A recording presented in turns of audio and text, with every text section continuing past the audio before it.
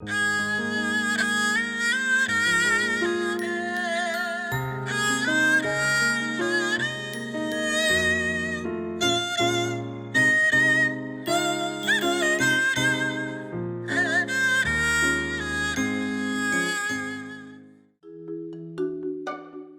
Amazing Jar.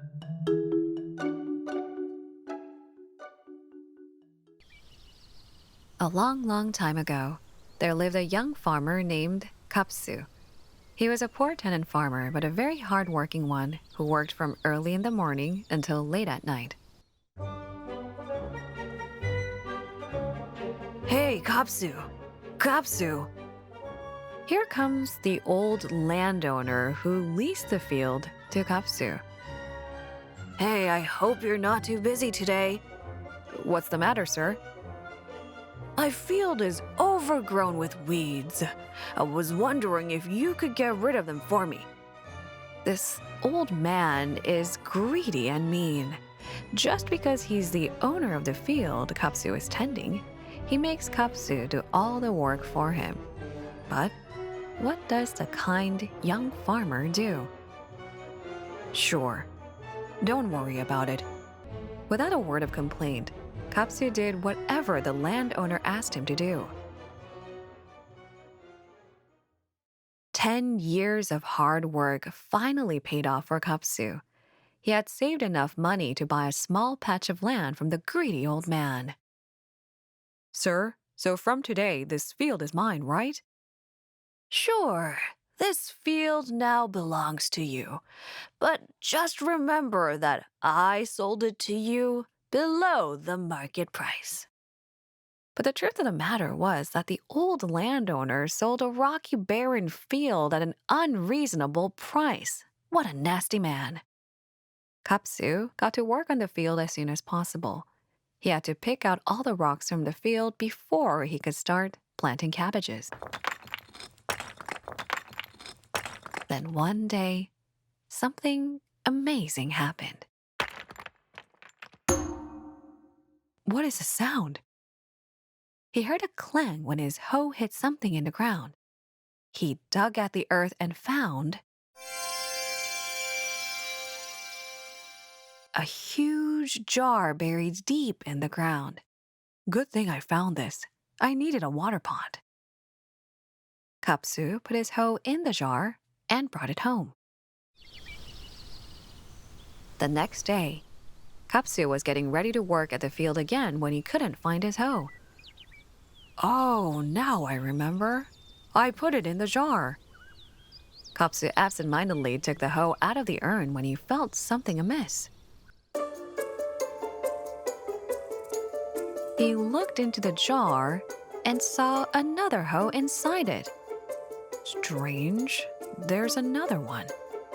He took it out only to find another one inside the jar. No matter how many times he took out a hoe, there was always another one inside the jar. Gapsu was perplexed, but he had work to do, so he left home in a hurry. Why, Gapsu, you're a little later than usual. Yes, I'm running a bit late today. Where are you off to? I'm going to the market to buy a hoe. Mine's too old. A hoe, you say? I have one I can spare. Please wait here. Gapsu went back home to fetch one of the hoes he took out of the jar. Good thing you had a spare one. Now I don't have to walk all the way to the market. Let me pay for it. No, I got it for free, so you can have it for free. Gapsu handed over the hoe to the villager and happily went to work. That night, Gapsu came home from the field and sat in front of the jar, deep in thought. Okay, let's test this out one more time. He went to his room and opened the wardrobe to take out something wrapped in a handkerchief. It was a coin he had received a year before after selling cabbages. He took a long look at the precious coin before putting it in the jar.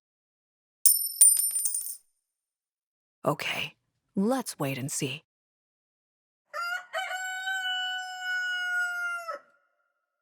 He went to see the jar as soon as he got up in the morning. Oh my goodness! Wow! Gapsu started to take out the coins one by one. 1, 2, 3. The coins kept coming. Gapsu couldn't believe what was happening. Even after that incredible event, Gapsu worked hard in the field as always.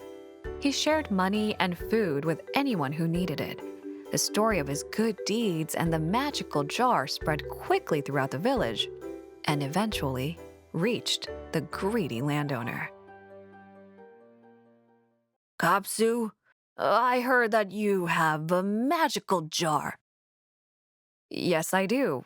It was found in the field I gave you, right? I'm here to take my jar back home. What? But you sold me that field. So the jar that came from the field belongs to me. How greedy you are! I sold you the field, not the jar. Bring it to my house by this evening. How absurd can this old man be? The villagers who heard of the greedy landowner's demand were furious as well, urging Gapsu to go appeal his case to the town magistrate. So Gapsu and the old man went to the magistrate's office.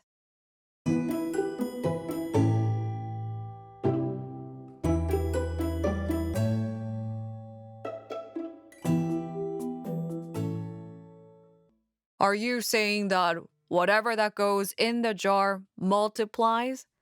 The town magistrate wasn't interested in a fair trial. His attention was all on that jar. Both of you have valid points, but the jar cannot be split in half. So the magistrate's office will take the jar and oversee its use. Strangely, however, the magistrate ordered the jar to be taken not to the office building, but to his own home. The magistrate's servants moved the jar to his house and warned that no one in the family should touch it.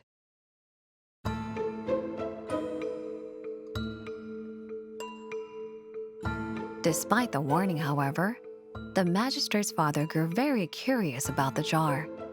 He peered into the jar to see what was so special about it when he lost his balance and fell into it. The short, frail man struggled to get out, but it was no use.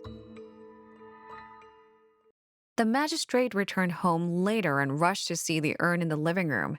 He was stunned when he looked inside. Father, what are you doing inside the jar? He quickly helped his father out of the urn, but he kept hearing someone asking for help from inside the jar. In no time, the living room was filled with several copies of the magistrate's father. Son, please help me. I'm hurt. Son, are we having dinner? Oh no, my clothes got dirty. I better change. Son, why aren't you answering me? The magistrate regretted coveting someone else's property, but it was too late. No, stop. Please stop.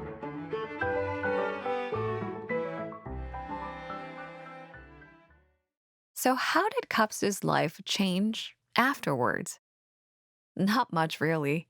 He continued to work hard and help out his neighbors in need. He also met a lovely girl and married her. Thanks to his hard work, he was able to buy some more land.